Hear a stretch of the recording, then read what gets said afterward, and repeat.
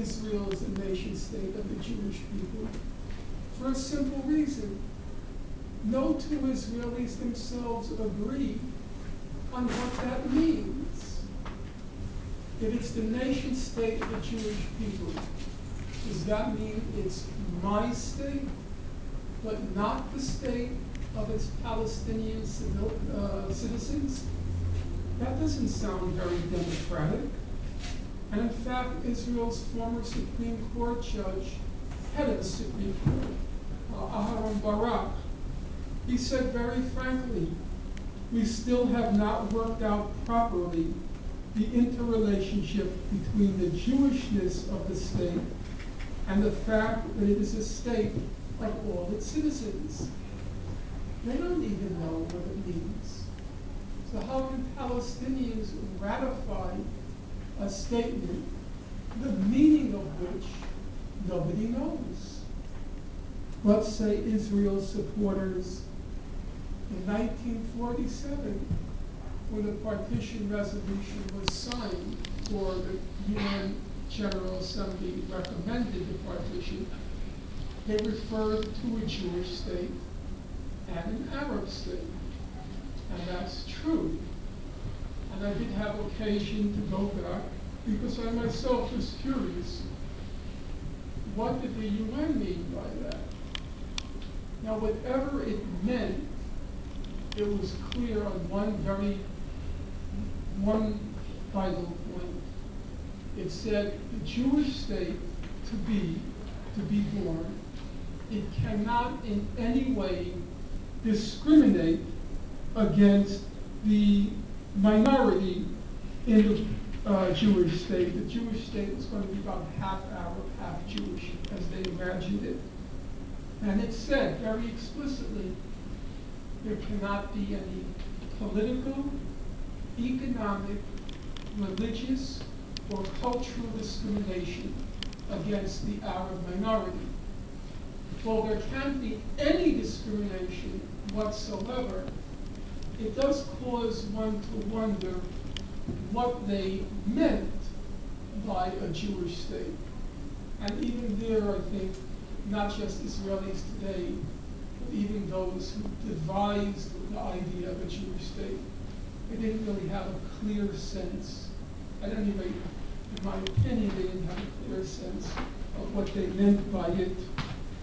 Mr. Netanyahu says, in our Jewish state, the non-Jews would have full civil rights, but the Jewish majority would have special national rights. What does that mean? If they have special national rights, then they have rights which the non-Jewish population does not have. And that's violating the partition resolution. And who could possibly accept that formulation? In the United States, okay, Jews are a minority by far. Jews are only about 1.5% of the American population. And Christians are the majority. Do Christians have special national rights that Jews do not have? Would any Jew accept a formulation like that? White people are the majority, and non-white people, for the time being, are in the minority. Does that mean white people have special national rights that non-white people don't have? And that's the formulation that Mr. Netanyahu wants Palestinians to accept. Now, a new rabbit was pulled out of the hat by that ex-nightclub bouncer turned foreign minister, Mr. Lieberman. Mr. Lieberman says that a condition for peace has to be, we have to exclude this Palestinian Israeli minority because they're potentially disloyal. So we have to redraw the borders to exclude them in the event of a settlement. Now that too is an interesting idea. As everybody here knows, a legal or moral principle only has validity if it's applied across the board. So let's try to apply that principle of excluding potentially treasonous and subversive minorities from states. If you look at public opinion polls in the United States and public opinion polls in Europe, the polls show that a large percentage of the public believes that Jews are more loyal to Israel than they are to their respective country. Jews are more loyal to a foreign country than to the country in which they're citizens. And for all anyone knows, that may very well be true. Mr. Ben-Gurion, he was very emphatic.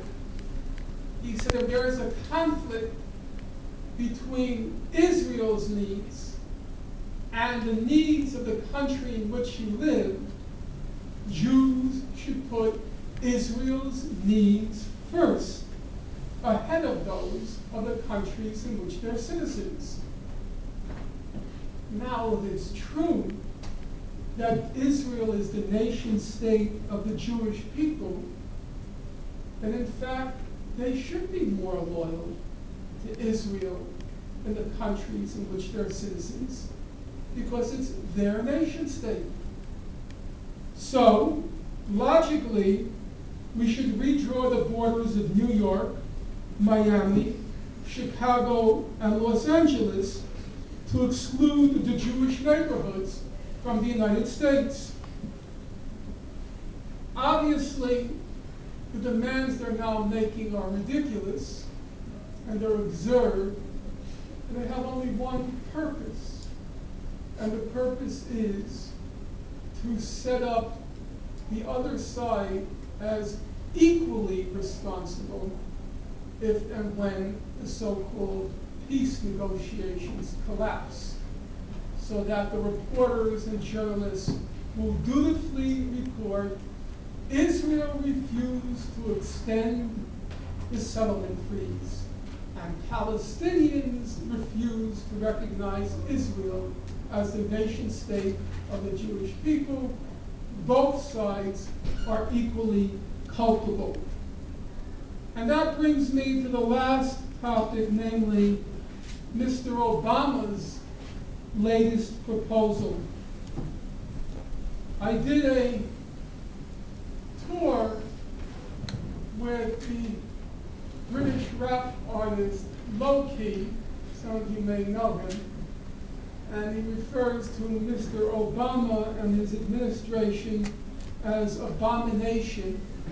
And I think that's a very clever, because very accurate description of that person in the White House.